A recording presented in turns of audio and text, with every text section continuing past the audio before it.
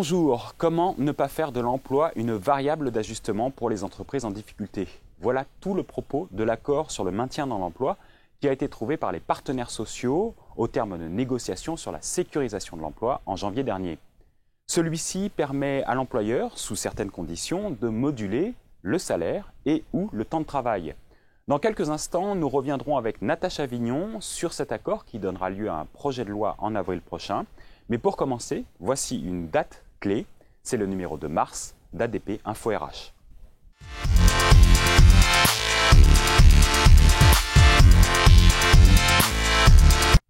Lors de la grande conférence sociale des 9 et 10 juillet 2012, la table ronde consacrée à l'emploi avait pointé la nécessité d'une plus grande flexibilité, d'une plus grande sécurité et d'un meilleur dialogue social.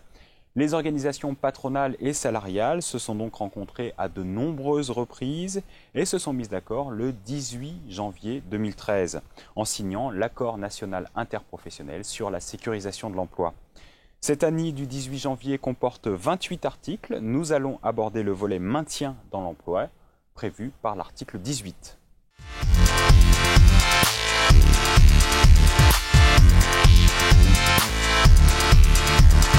Natacha, bonjour. Bonjour. Commençons par un point sur les dispositions actuelles. Qu'est-il prévu dans les textes pour permettre le maintien dans l'emploi lorsque l'entreprise rencontre des difficultés? Alors à ce jour, une entreprise qui rencontre des difficultés a la possibilité de recourir à ce qu'on appelle le chômage partiel. Le principe du chômage partiel, c'est une diminution temporaire de l'horaire de l'entreprise, du salarié ou de l'établissement. Comment est-ce qu'on recourt au chômage partiel? Les employeurs contraints de recourir au chômage partiel doivent au préalable faire une demande d'autorisation à l'administration et cette demande est adressée à la directe. Quels sont les impacts financiers de cette réduction temporaire du travail pour les salariés? Alors, durant cette diminution d'horaire, le salarié donc ne travaille pas, mais pour autant, il perçoit une partie de sa rémunération qui est partiellement prise en charge par l'État selon certaines conditions. Par rapport à ce chômage partiel, qu'apporte de plus l'article 18 de l'ANI? Alors, il ouvre une nouvelle possibilité aux entreprises qui signent des accords majoritaires. Cette possibilité est d'augmenter temporairement la durée du travail ou de diminuer la rémunération des salariés. En échange, l'entreprise doit s'engager à maintenir ses salariés dans l'emploi durant la totalité de l'accord. En parallèle de cela, l'ANI modifie le chômage partiel dans son article 19. Merci Natacha. Alors voyons justement ce que cela implique du côté de l'entreprise.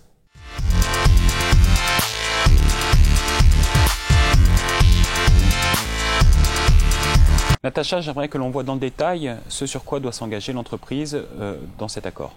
Alors elle doit s'engager sur au moins 3 points. La première, c'est bien évidemment aucun licenciement durant la totalité de la durée de cet accord.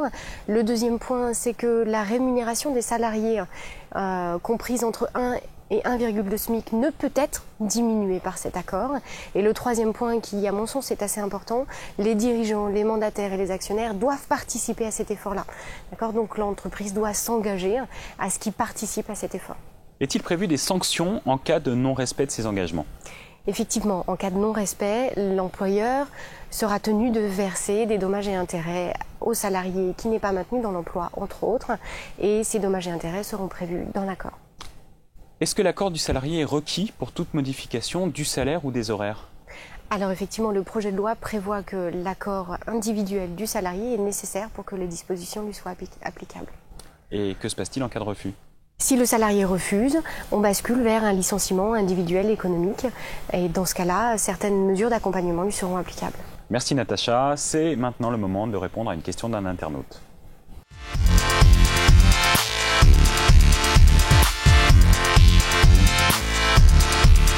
On nous demande à partir de quelle date ces mesures sont-elles applicables? Eh bien, c'est désormais au gouvernement de retranscrire les mesures de l'ANI dans une loi qui sera présentée au Conseil des ministres le 6 mars et en procédure accélérée, normalement adoptée début avril. Merci Natacha, on se retrouve le mois prochain. Merci à vous.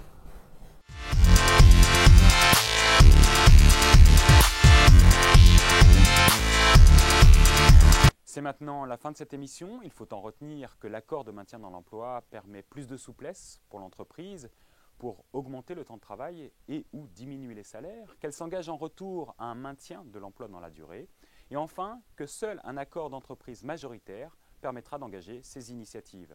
Merci beaucoup de votre attention, à bientôt.